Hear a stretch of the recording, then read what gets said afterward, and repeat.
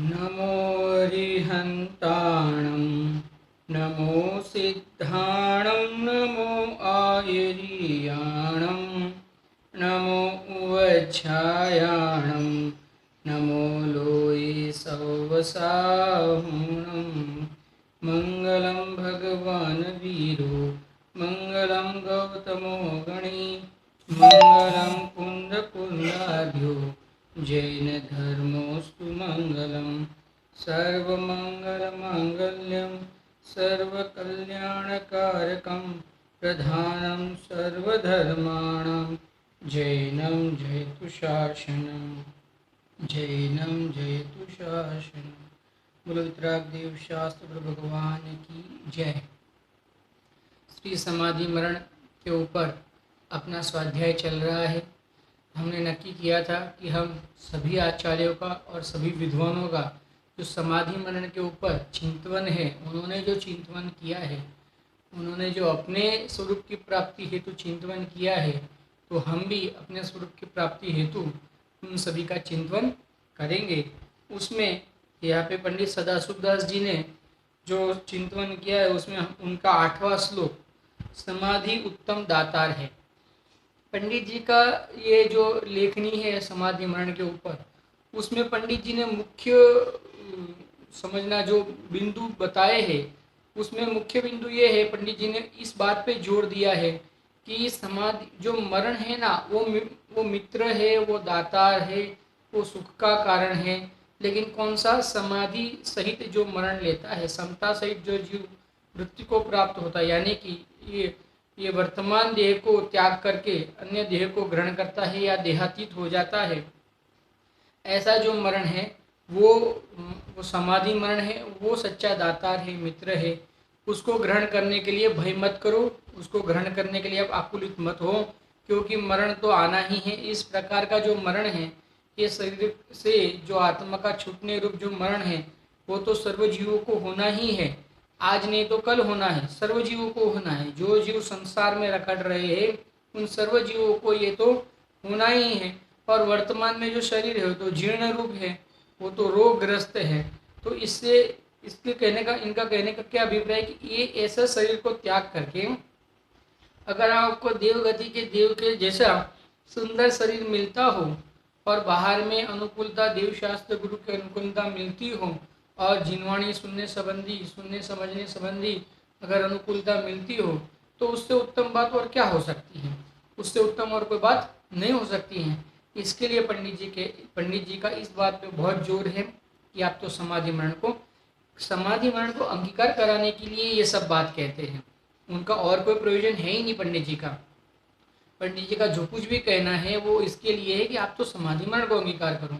अगर आपने समता सहित समता को प्रकट नहीं किया हो तो समता को प्रकट करो, क्योंकि समता ही एक सच्ची सहेली है। वितरागी जीवों की समता सहेली होती है। वितरागी जीवों के समता ही एक कार्यकारी होती है, क्योंकि वो वितरागता को पोषण करने में हेतुभूत होती है। इसके लिए वितरागी जीव समता को अंगीकार करते हैं और हम भी वितरागी होना चाहते हैं। हमें भी राग पसंद नहीं है, राग यानी आकुलता यानी दुख हमें पसंद नहीं है, तो हमें भी वितरागता प्रकट करनी है। तो वितरागियों ने जिन मार्ग से वितरागता को प्रकट किया, उन मार्ग से भी उसी मार्ग से हमें वितरागता प्रकट करनी चाहिए। इसके लिए यहाँ पे आचार्य पंडित जी कहते हैं समाधि उत्तम दातार है। देखो क्या कहते हैं, अभी 8वां जो उनका श्लोक है उसके ऊपर उन्होंने स्वाध्याय कराया है। जीर्ण देहादिक सर्वनूतनं जायते यत्र समृत्यु हीनमोदाय सतां सतो तीर्थया। जिससे कि जीर्ण ओ शीर्ण सभी हे नूतन हो जाया करता, वह मरण क्या सातोदय हित सज्जन को हर्ष हेतु होता। क्या कहते? जिससे कि जीर्ण और शीर्ण सभी हे नूतन हो जाया करता। ये जीर्ण और शीर्ण, जीर्ण यानी जर्जरित, यानी मृत्यु के समीप प्रत्येक समय जो आयु का क्षय हो रहा है, जो देह बुढ़ापे की ओर जा रहा है, कमजोर होते जा रहा है, ऐसा जर्जरित। और कैसा है? शीर्ण यानी क्षीण होते जा रहा है। प्रत्येक समय क्षीण होती जा रही। इंद्रिय जो है वो प्रत्येक समय एक एक इंद्रिय धीरे धीरे अपना काम करना बंद करते जा रही है या कम करते जा रही है। जैसे बूढ़े आदमी होते हैं, आपने देखा होगा, वो बराबर चल नहीं सकते हैं। जैसे अभी हमको कहे तो हम एक दिन के 15-20 किलोमीटर तक भी चल सकते हैं, और कोई बुजुर्ग आदमी हो तो वो 1 किलोमीटर भी नहीं चल सके, आप समझना। और उनका देखने का, उनकी इंद्रिय जो होती है आँख, वो भी देखने के लिए इतनी सशक्त नहीं होती है, और हम बराबर से देख सकते हैं। उनकी जिह्वा जो होती है वो इतनी उसमें अब इतना वो नहीं होता है, जोर नहीं होता है, इतनी सशक्त नहीं होती है, आप समझना। वो अभी बादाम का हलवा आदि नहीं खा सकते हैं। अभी उनके जो अंदर का जो पाचन शक्ति जो होती है वो एकदम कमज़ोर हो गई होती है। तो अभी उनको ज़्यादा घी वाला, ज़्यादा तेल वाला, इस प्रकार का भोजन अब उनको हजम नहीं हो सकता है, उनको वो भोजन पच नहीं सकता है। आदि अनेक प्रकार की, सांस थोड़ा ही चले तो सांस चल जाए, सांस चढ़ जाए, आप समझना, जैसे सांस लेने में तकलीफ होने लग जाए, आदि अनेक अनेक प्रकार की, सुनना कम हो जाए, आदि अनेक अनेक प्रकार से क्या हो जाए, इंद्रिय क्षीण हो जाए, आप समझना। क्या होता है, 2 प्रकार होता है, एक तो शरीर जीर्ण हो जाए और इंद्रिया क्षीण हो जाए। नूतन, अब ये सब झाकर, अब ये जब संयोग, ये जो इस प्रकार के जो संयोग है उसका अभाव होकर अगर नूतन शरीर मिलता हो जहाँ इंद्रिय प्रबल हो, 5 इंद्रिय जो है वो देव शास्त्र गुरु के विषय को ग्रहण करने में प्रबल हो। देखना यहाँ पे भोगने की भावना तो वर्तमान में भी नहीं है और आगामी काल में भी नहीं करनी है।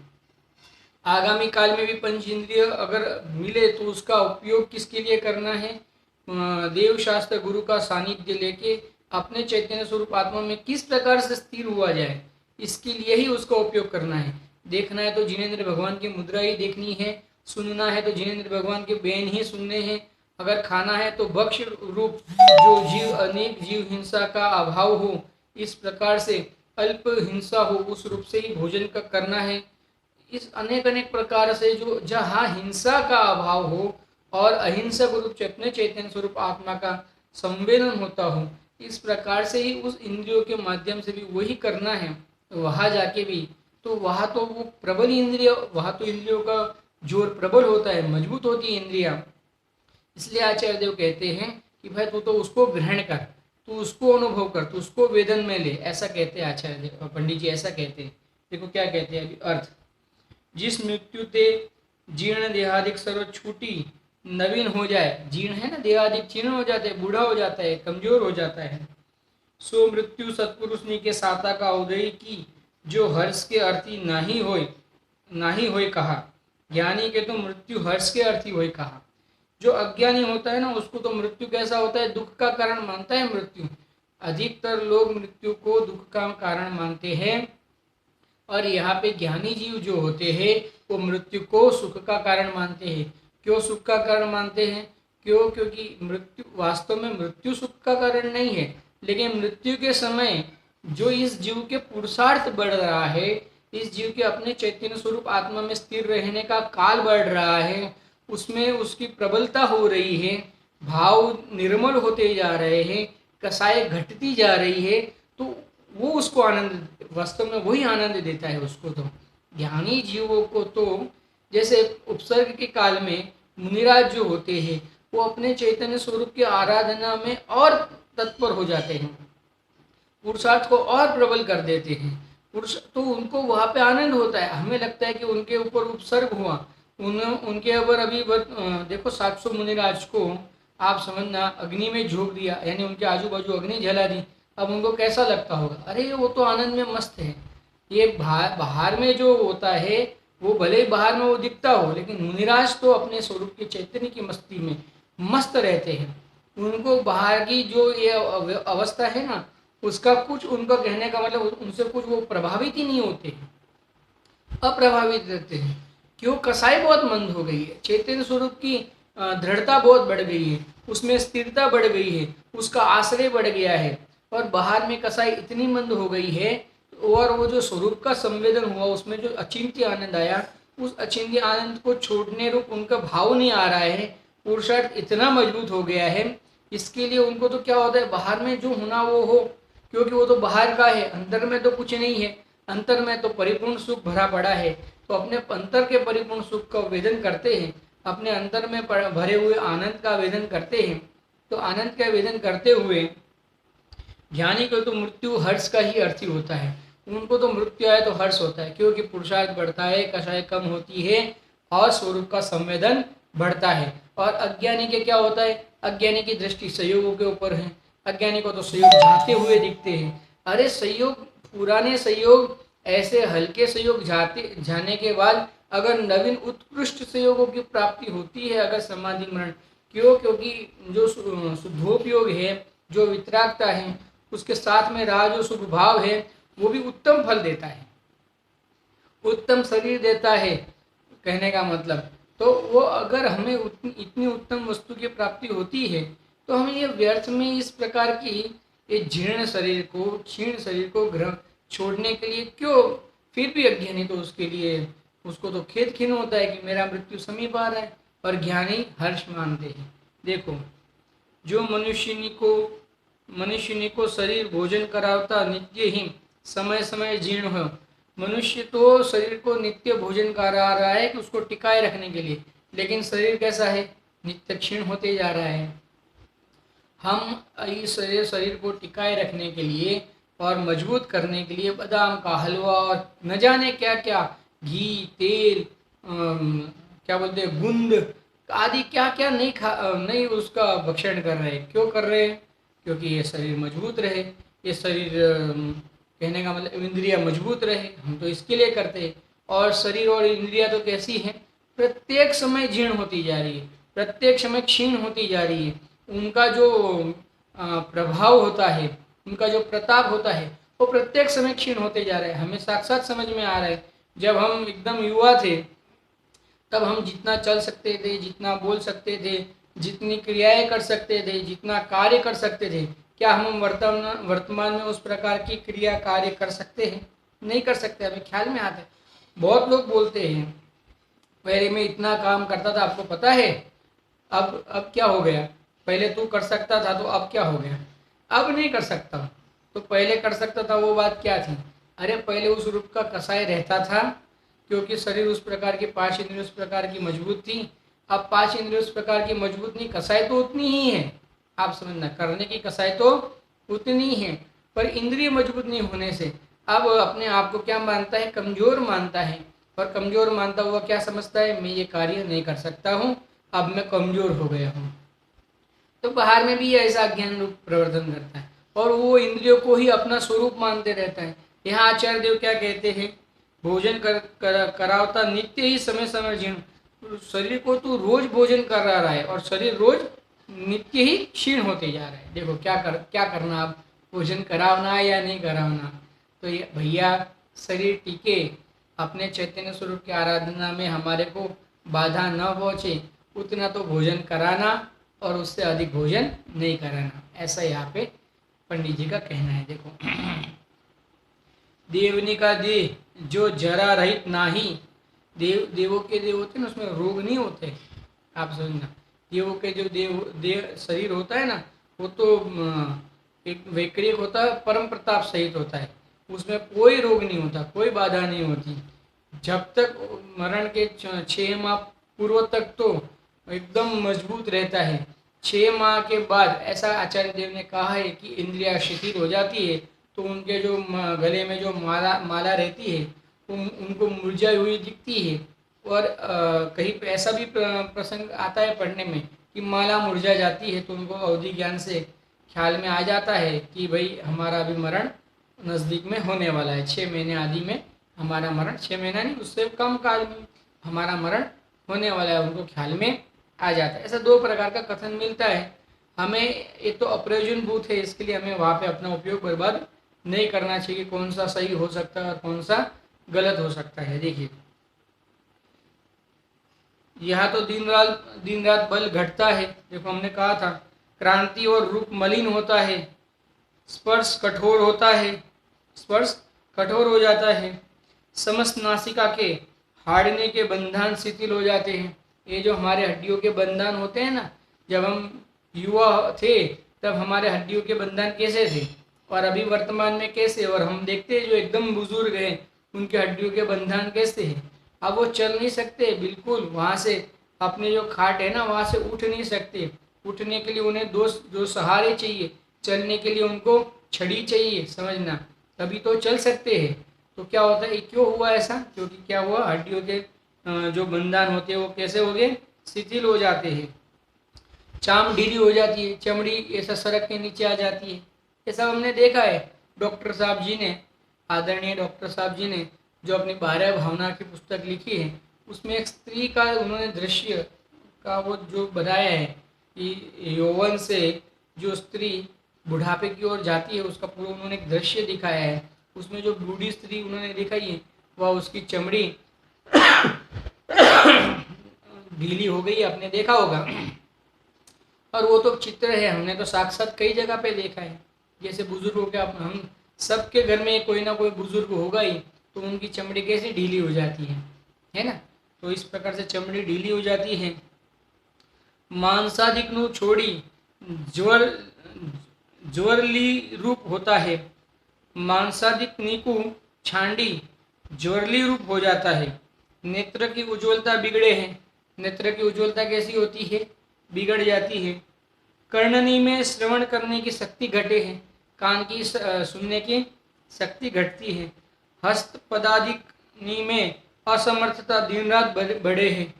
हमारे हाथ और पैर उसमें असमर्थता, यानी समर्थ, जो पहले समर्थ था अब असमर्थता हुई, वो दिन रात बढ़ती जाती है। गमन शक्ति मंद हुई है। और गमन शक्ति कैसी होती है, चलना कम हो जाता है। चलते बैठते उठते श्वास बधे है। चलते उठते बैठते श्वास चढ़ जाती है।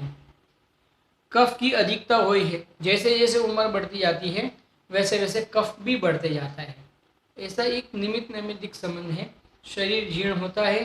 पाचन शक्ति घटने से जो आप भोजन लेते हो तो अपना जो जठर होता है उसमें पाचन शक्ति के हिसाब से वो जो अपना जो भोजन होता है वो रुधिर, मांस, हड्डी, कफ आदि रूप अनेक अनेक विधि से प्रवर्तन करता है।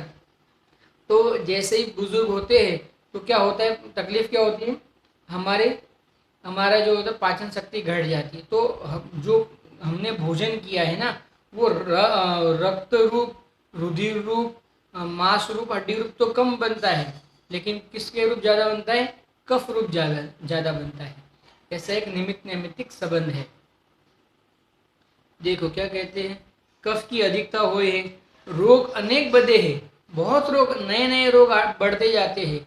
बीपी बढ़ता है, डायबिटीज बढ़ता है, शुगर बढ़ता है, और न जाने निंद्रा बहुत आने लग जाती है, आदि अनेक अनेक प्रकार के हार्ट है वो कमजोर हो जाते हैं।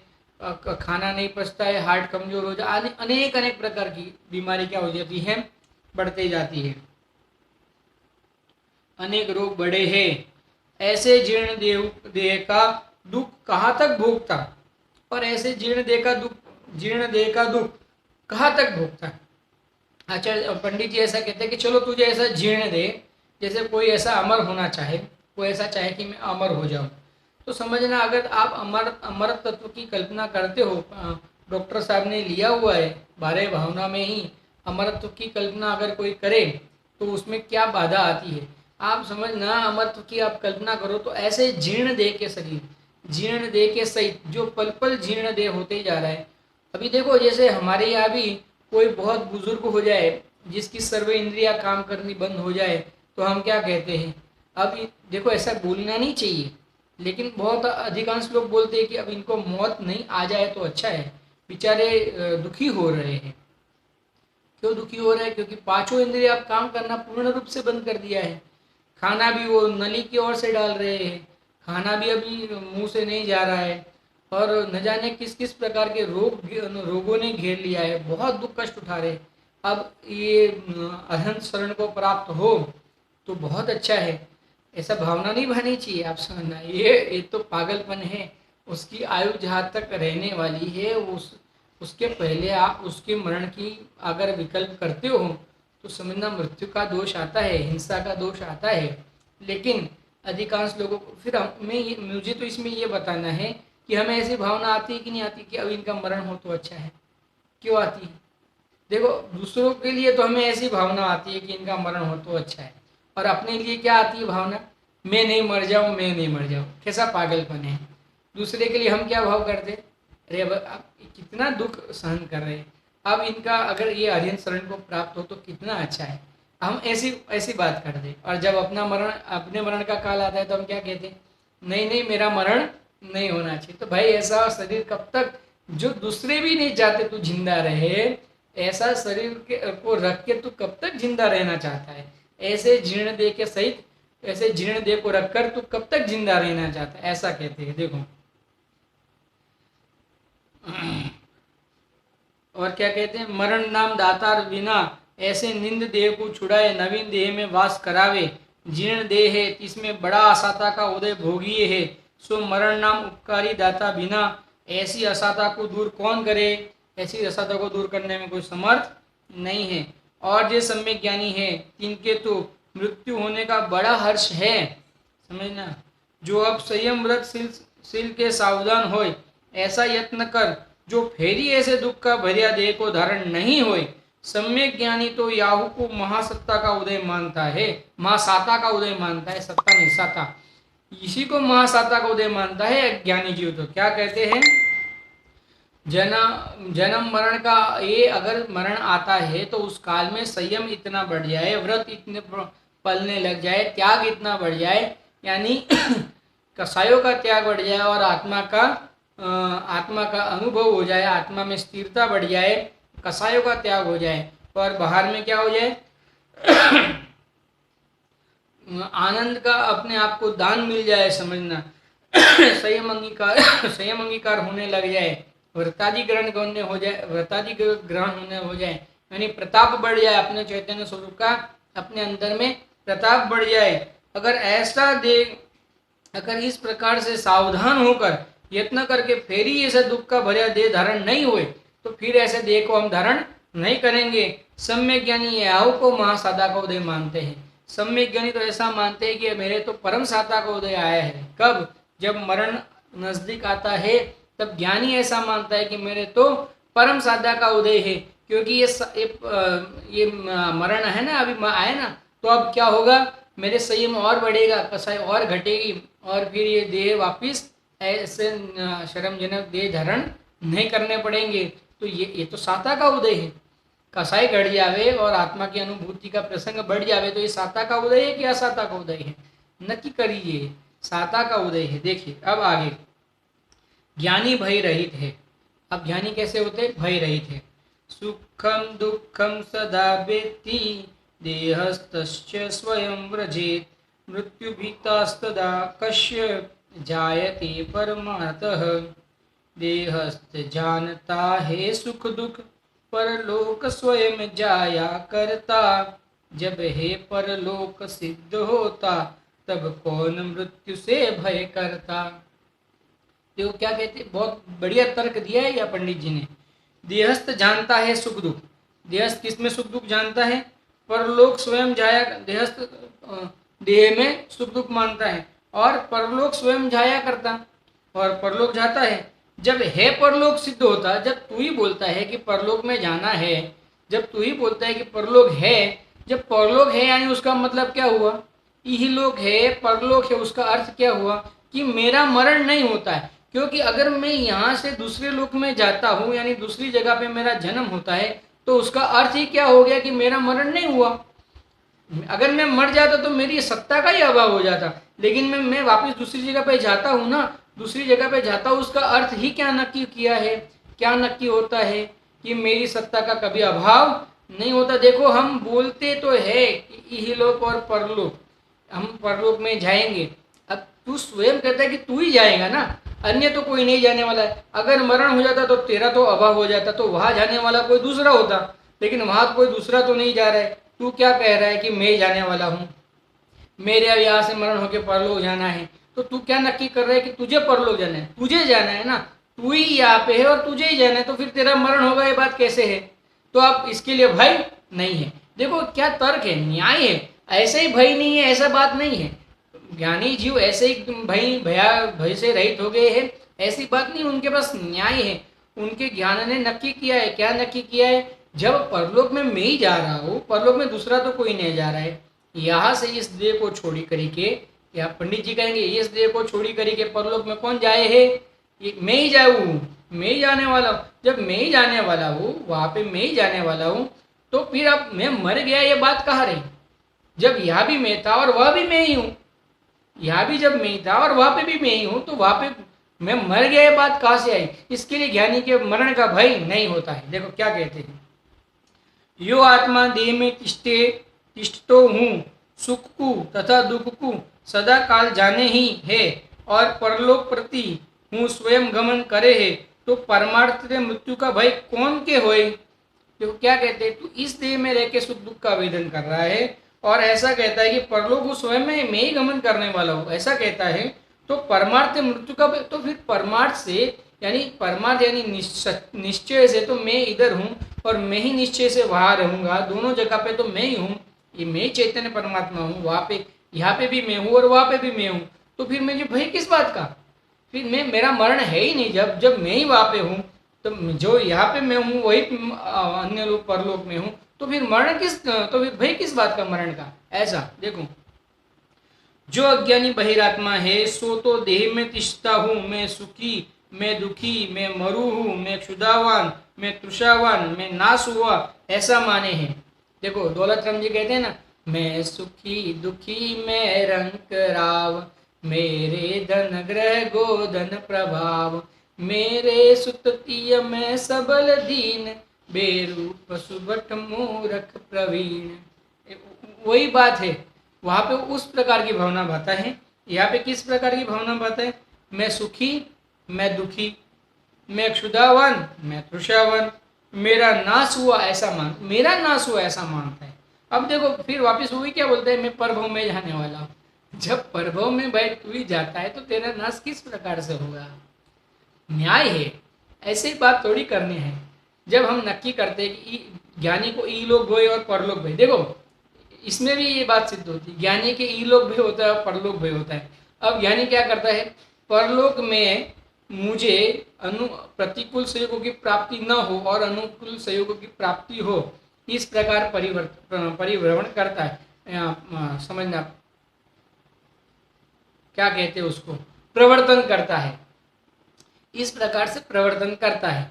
अब इस प्रकार से स्वयं प्रवर्तन करता है जब, तब आप समझना, जब वो खुद ही बोलता है कि मुझे परलोक में सुख मिले, सहयोग मिले, जब वो उसी प्रकार से प्रवर्तन करता है तो उसका अर्थ क्या हुआ कि परलोक में वो स्वयं जाने वाला है, दूसरा तो कोई जाने वाला नहीं। तो फिर इस बहु के मरण का भय क्यों? विचारना, विचारना। न्याय दिया है पंडित जी ने, ऐसे ही पंडित जी बात नहीं कर रहे हैं, तो हमें विचारना चाहिए। क्या है देखिए, और अंतरात्मा सम्यक दृष्टि ऐसा माने हैं, जो उपजो सो मरेगा। ज्ञानी क्या मानते हैं, जो उपजता है उसका विनाश होगा। मैं तो ना उपजता हूँ ना विनष्टा हूँ, मैं तो सदा अनादि अनंत हूँ, मैं तो जैसा का वैसा हूँ। ये तो उपजना तो इस पर्याय का हुआ था, तो पर्याय का विनाश होता है। असमान जातीय द्रव्य पर्याय का उपजना हुआ था, असमान जातीय द्रव्य पर्याय का विनाश ना होता है। मेरा क्या होता है, मैं तो अनादि अनंत हूँ। देखो क्या कहते हैं, पृथ्वी जल अग्नि पवन मय उद्गल परमाणु के पिंड रूप उपजो, यो देह सो विंसोगे। इस परमाणु के साथ में ये पृथ्वी अग्नि पवन जल और उद्गलों के सहित जो ये शरीर है, उसके साथ में तू उपजा था, तो उसके साथ में तेरा विनाश होगा। तो उसके साथ में उपजा था क्या? नहीं उपजा था। मैं तो ज्ञान में अमूर्तिक आत्मा हूँ।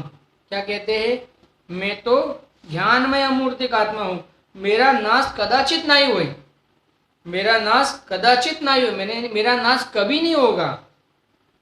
ये क्षुधावान पित्त कफ रोग भय वेदना उद्गल के है, समझना। ये क्षुधा, ये तृषा, ये कफ, ये रोग, ये वेदना सब किसके हैं? उद्गल के है, शरीर के है। क्षुधा किसको लगती है? शरीर को लगती है, आत्मा को लगती है। क्षुधा शरीर को लगती है, तृषा शरीर को लगती है। आप समझना, मैं इनका ज्ञाता हूँ, मैं तो इनको जानने वाला हूँ। मैं या मैं अहंकार वृथा करूँ हूँ, मैं इसमें वृथा अहंकार करता हूँ। इस शरीर के और मेरे एक क्षेत्र में तिष्ठने रूप अवगा है। इस शरीर को मेरे मैं और इस शरीर के, मैं और ये शरीर आकाश के एक क्षेत्र में रह रहे हैं, ऐसी योग्यता है।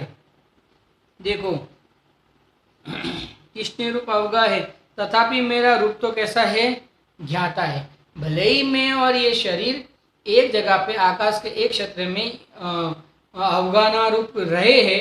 अवगाना देने का किसका गुण है, आकाश का। आकाश क्या करता है, छह द्रव्यों को अवगाना में हेतु होता है, निमित्त होता है। जो स्वयं रहते द्रव्य, छह द्रव्य स्वयं अपनी योग्यता से रहते हैं, उनको रहने में, अवगाहने देने में जो निमित्त होता है उसको कौन सा द्रव्य कहते हैं, आकाश द्रव्य कहते हैं। समझ में आया? उसको रहते हैं स्वयं की योग्यता से, आकाश उनको रखता है ऐसा नहीं है, लेकिन उसमें हेतु निमित्त अगर कोई है तो कौन सा द्रव्य है, आकाश द्रव्य है। तो वो तो आकाश में तो सभी द्रव्य रहते हैं। अब ये शरीर और मैं एक साथ रहे हैं आकाश के, जहाँ जहाँ मैं जाता हूँ वहाँ वहाँ शरीर आता है। इस रूप से योग्यता बनी है तो बनी है। तथा भी मेरा स्वरूप तो कैसा है, मेरा स्वरूप तो फिर भी उसमें ज्ञाता ही है। यह शरीर जड़ है, मैं अमूर्तिक देह मूर्तिक, मैं अखंड एक शरीर अनेक परमाणु का पिंड, मैं अविनाशी देह विनाशिक। अब इस देह में जो रोग तथा तृषादि उपजे, इसका ज्ञाता हो रहना, क्या कहते हैं। अब भाई ये देखो क्या कहा, मैं अमूर्तिक और देह मूर्तिक, मैं अखंड शरीर आदि अनेक परमाणु का पिंड, मैं अविनाशिक और शरीर विनाशिक। इस प्रकार से मैं अविनाशी और देह विनाशी। तो भक्ति है ना, कौन सी भक्ति है, मैं अविनाशी देह विनाशी, भक्ति है एक। देखो आपको याद आएगी तो मुझे बताना, मुझे मैसेज में लिख के भेजना, तो अपन उस भक्ति को याद करेंगे। यहाँ पे बहुत बढ़िया भक्ति है एक, मैं भूल रहा हूँ शब्द, सब भूल रहा हूँ मैं। देखो क्या कहते हैं, मैं अविनाशी हूँ देह विनाशी के। अब इस देह में जो रोग तथा तृषादि उपजे, इनका तो मैं क्या हूँ, ज्ञाता हूँ और ज्ञाता ही रहना, उसके हम ज्ञाता है और ज्ञाता ही रहना है। मेरा तो ज्ञायक स्वभाव है। ओ क्या कह दिया, मेरा तो कैसा स्वभाव है, ज्ञायक स्वभाव है। छठी गाथा में आचार्य देव क्या कहते हैं, अहम एको खलु शुद्धो, हाँ अहम एको खलु शुद्धो, मैं कैसा हूँ। वहाँ तो क्या दिया है, क्या नाम दिया है जीव को, एक ज्ञायक एक भाव, ऐसा नाम दिया है जीव का। जीव को अपना नाम नहीं पता था, मैं अमित मानता था अपने आप को। फिर दूसरी पर्याय में गया तो वह कबूतर कहलाया, फिर तीसरी पर्याय में गया वह शेर कहलाया, चौथी पर्याय में गया वह हाथी कहलाया, फिर वापस मनुष्य गति में आया, फिर वापस अनेक अनेक प्रकार से अनेक गति में गया, वह अनेक अनेक नाम धारण किए। आप समझना, अनेक अनेक नाम धारण किए, लेकिन कभी अपने आप का जो मूल नाम है, क्या नाम है अपना मूल रूप से, ध्यायक एक भाव। वास्तव में ये जो ध्यायक एक भाव है वही अपना नाम है, वही नाम यानी वही अपनी पहचान है। ये ध्यायकपना अपनी पहचान है, क्योंकि हम ज्ञाता द्रव्य है, ज्ञाता द्रव्य होने से अपनी पहचान क्या है, ध्यायक है।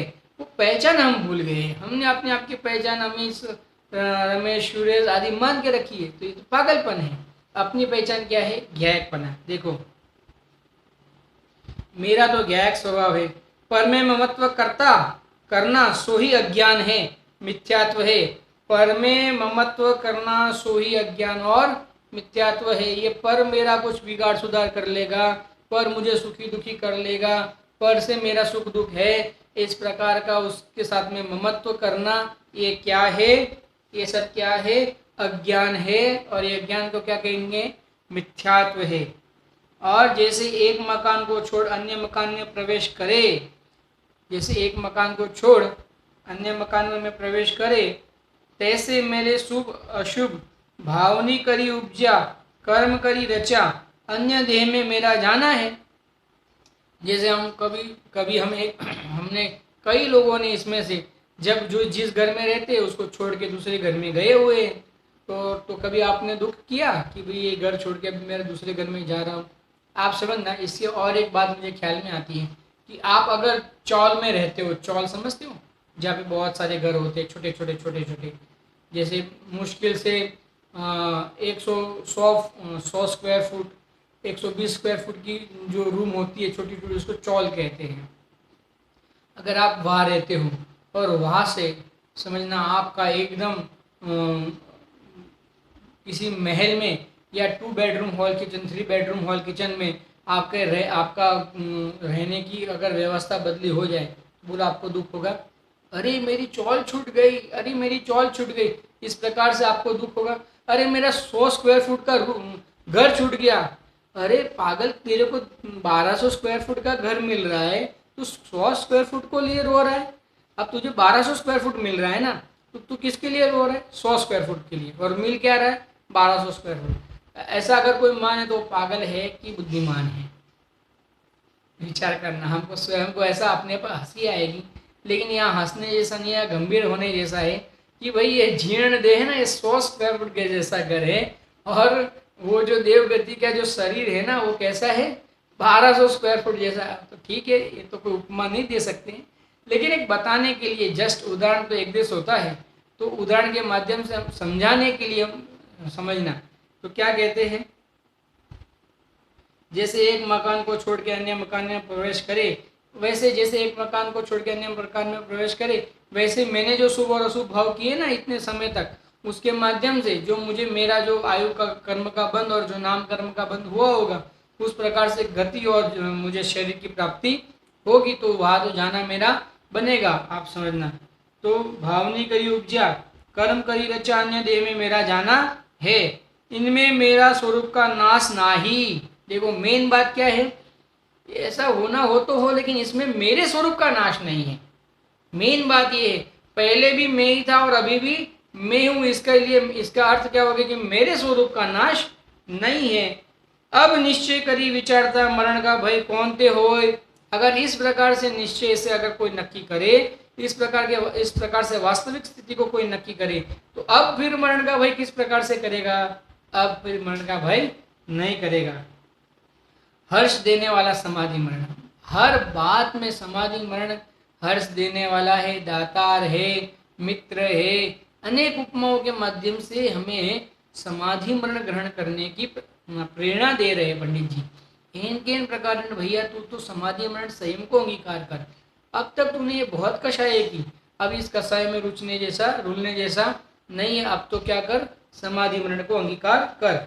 ये समाधि मरण कैसा है? हर्ष देने वाला है। देखो क्या कहते हैं, संसारासक्त चित्तानां मृत्युभीत्यं भवेन्नृणां मोदायते पुनः सोपि ज्ञान वैराग्यवासिनां। मन से आसक्त जगत में जो है मृत्यु भीति के हित उनको, लेकिन है वही हर्ष के हित ज्ञानी वैराग्यवासियों को। क्या कहते, देखो मन में आसक्त, जगत में जो अपने मन में आसक्त है, वैसे जगत यानी मन, यानी यहाँ पे शरीर ले लेना। मृत्यु भीति के हित उनको मृत्यु के भय से हित कराने को, लेकिन है वही हर्ष के हित। लेकिन वो तो उनको तो भले मृत्यु हर्ष का भय का कारण लगता हो, लेकिन वही क्या है? हर्ष का कारण है। क्यों? ज्ञानी वैराग्यवासियों को, ज्ञानी वैरागियों को तो वही हर्ष का कारण है जो अज्ञानियों को भय का कारण है। ऐसा कहते हैं। देखो संसार में जिसका चित्त आसक्त है, संसार में जिसका चित्त आसक्त है, अपना रूप को जो जाने नहीं, जो अपने रूप को नहीं जानते हैं, तिनके मृत्यु होना भय के अर्थी है। तिनके तो मृत्यु होना कैसा है? भय के अर्थी है। और जो निस्वरूप के ज्ञाता है, संसार से विरागी है, इनके तो मृत्यु है सो हर्ष के अर्थी है। ज्ञानी जीवों को तो मृत्यु हर्ष के अर्थ से है, और अज्ञानी जीवों को मृत्यु कैसा है? भय के अर्थ है। क्योंकि अज्ञानी जीव ने शरीर को ही अपना मान के रखा है, शरीर को अपना स्वरूप मान के रखा है। इसके लिए जब शरीर से छूटने का सब प्रसंग आता है तो उसको भय होता है। और ज्ञानी ने अपने को ज्ञायक मान के रखा है। मैं तो पहले भी जानने वाला था, जब शरीर छूटने की योग्यता रूप था तभी भी जानने वाला था, शरीर छूट गया तभी भी जानने वाला हूँ, नवीन शरीर धारण किया तभी भी जानने वाला रहूंगा। तो मैं तो प्रत्येक समय जानने वाला रहने वाला होने से मैं तो ज्ञायक तत्व हूँ, मैं जानने वाला तत्व हूँ, मैं ज्ञाता दृष्टा तत्व हूँ, मैं ज्ञान दर्शन स्वभावी हूँ। आप समझना, इस प्रकार से जो अपने को चैतन्य स्वरूप अनुभवता है, ज्ञान दर्शन स्वरूप अनुभवता है, उनके जो अब मृत्यु आती है तो उनके तो मृत्यु कैसा हर्ष का कारण होता है। क्यों? क्योंकि अब तो वो अपने स्वरूप में और स्थिर रहेंगे।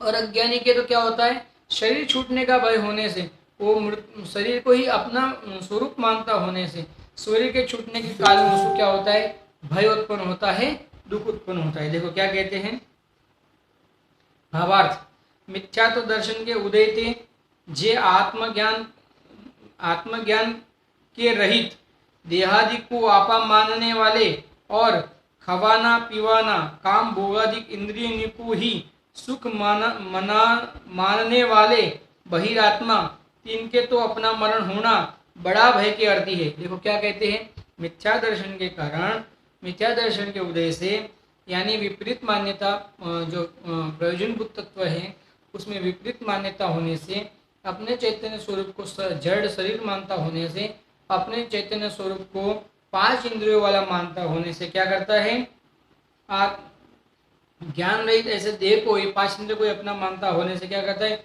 इसको खवाना पीवाना, इसके माध्यम से कामादिक करना, काम भोग आदि करना, ऐसे इंद्रिय को ही सुख मानने वाला, ऐसे इंद्रियों को के माध्यम से ही, अपने इंद्रियों के भोगों के माध्यम से ही, इंद्रियों के माध्यम से भोग, इंद्रियों के माध्यम से होता तो जीव को ज्ञान है, लेकिन ये ऐसा मानता है कि इंद्रियों के माध्यम से मैं क्या करता हूँ, भोग को भोगता हूँ। वास्तव में जीव भोग को भोगता नहीं है, जीव क्या करता है, भोगों का ज्ञान करता है। जैसे आप समझना, आम का रस है, आम का रस आप खाते हो, तो आम का रस जैसे आपने खाया, तो आम का रस खाया आपने, जैसे जिब्बा पे आपने आम का रस रखा तो आपको मीठा स्वाद आया। तो जो मीठा स्वाद आया आपको, तो जो मीठा स्वाद आया उसका मीठे का ज्ञान हुआ कि मीठे का भोग किया, मीठे का ज्ञान हुआ। वो जो मीठे का ज्ञान हुआ उसी को मीठे का भोग किया, ऐसा कहा जाता है। जैसे हमने किसी स्पर्श, क्या बोलते हैं उसको, मुलायम कोमल कोमल वस्तु को स्पर्श किया, ऐसा कोमल वस्तु को स्पर्श किया, और हमें कोमलता का समझना क्या हुआ, कोमलता को भोगा कि कोमलता का ज्ञान हुआ। वो जो ज्ञान हुआ ना उसी को भोगा कहते हैं अज्ञानी। वास्तव में हुआ तो क्या है, कोमलता का ज्ञान हुआ, रूप का ज्ञान हुआ, रस का ज्ञान हुआ, गंध का ज्ञान हुआ, स्पर्श का ज्ञान हुआ। जीव तो ज्ञान ही कर सकता है, भोग कर ही नहीं सकता। लेकिन जो ज्ञान हो रहा है, ज्ञान, और ये मान रहा है कि मैं भोगों को भोग रहा हूँ, हो रहा है ज्ञान और ये मान रहा है कि मैं भोगों को भोग रहा हूँ। इसके लिए अज्ञानी को तो क्या, अज्ञानी क्या मानता है, इंद्रिय के माध्यम से मैं तो जो भोग रहा था ना, और मैं सुखी हो रहा था भोग के, तो अब ये शरीर तो चले जाएगा, तो क्या हो जाएगा, शरीर जाने से सब मेरे भोग छूट जाएंगे। अरे लेकिन तू ये भोगों को भोग नहीं सकता था, तू ये स्त्री को भोग नहीं सकता था, उसके भोग का ज्ञान कर सकता था। समझना, स्त्री के भोग का ये जीव ज्ञान कर सकता है, आम के रस के भोग का ये जीव ज्ञान कर सकता है, सोफे की मुलायम गद्दी का ये जीव ज्ञान कर सकता है, कि बाहर में नृत्य आदि के, वो नाच गान आदि के दृश्यों को ये जीव ज्ञान कर सकता है, भोग नहीं सकता। इसी को भोगना कहता है अज्ञानी।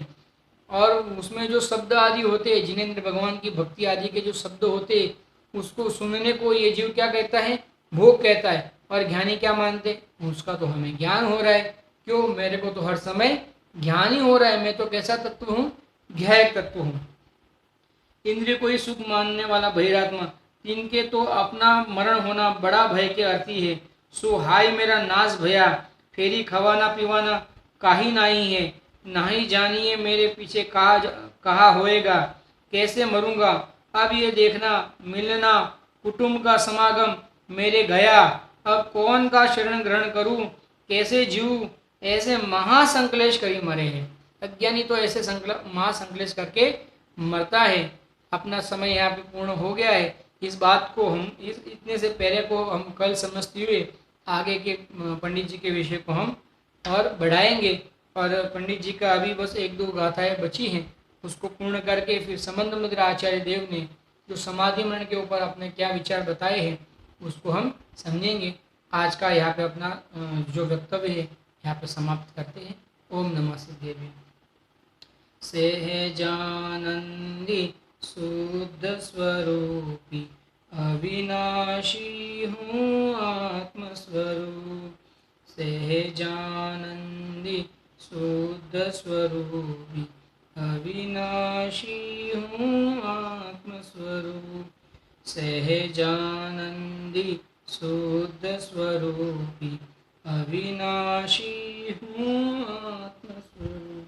जिन वाणी के ज्ञान ते सूझे लोकालोक, सो वाणी मस्तक नमो सदा देत हूँ लोक। बोलो द्वादशांगमी परमंगलकारी जिनवाणी मात की जय।